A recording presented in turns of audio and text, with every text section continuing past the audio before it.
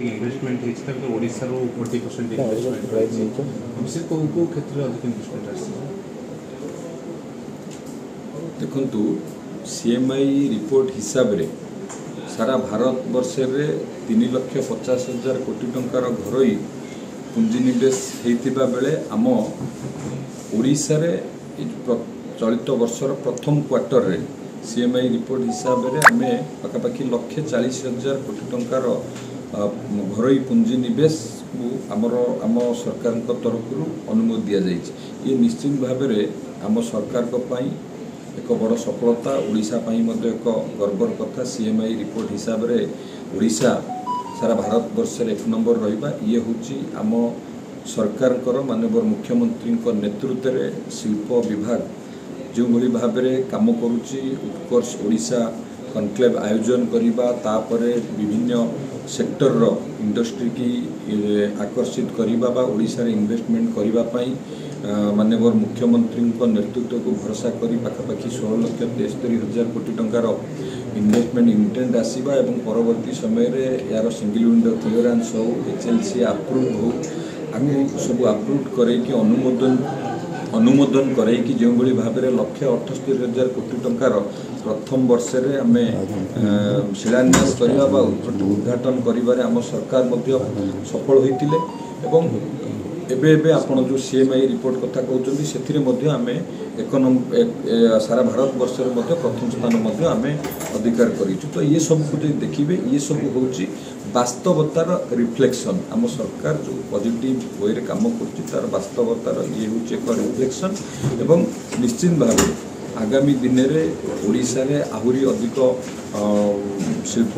गढ़ी उठिब विभिन्न सेक्टर रे chemical petrochemical हो हमर रिन्यूएबल एनर्जी हो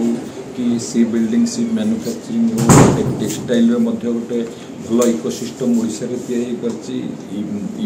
एवं एई भली डिफरेंट सेक्टर रो इंडस्ट्री ओडिशा रे आगामी दिन रहबाक जाउछि एवं माननीय मुख्यमंत्री जो विजन अच्छी जो समृद्ध ओडिशा गठन करने निश्चित भाव में समृद्ध ओडिशा रे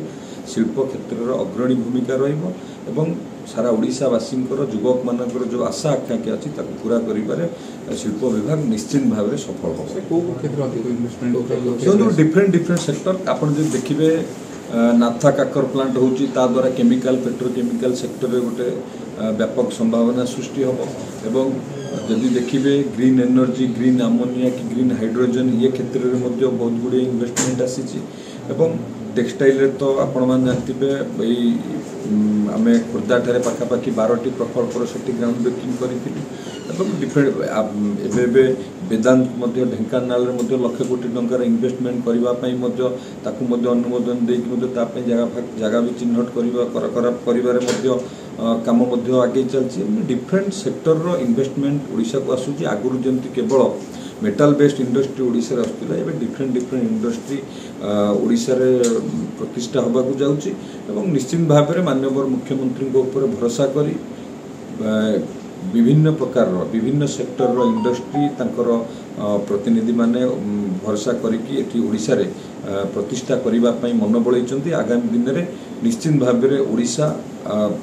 शिल्प विभाग रे इंडस्ट्री क्षेत्र में बहुत ग्रोथ आगामी दिन में करिवो। माननीय प्रधानमंत्री जो पूर्व ओडिशा रो जो पूर्वोदय मिशन अच्छी से ओडिशा ग्रोथ इंजिन भाव में ओडिशा ही रहिबो। सर वेदांत स्टेटस कोन बोता सलाइन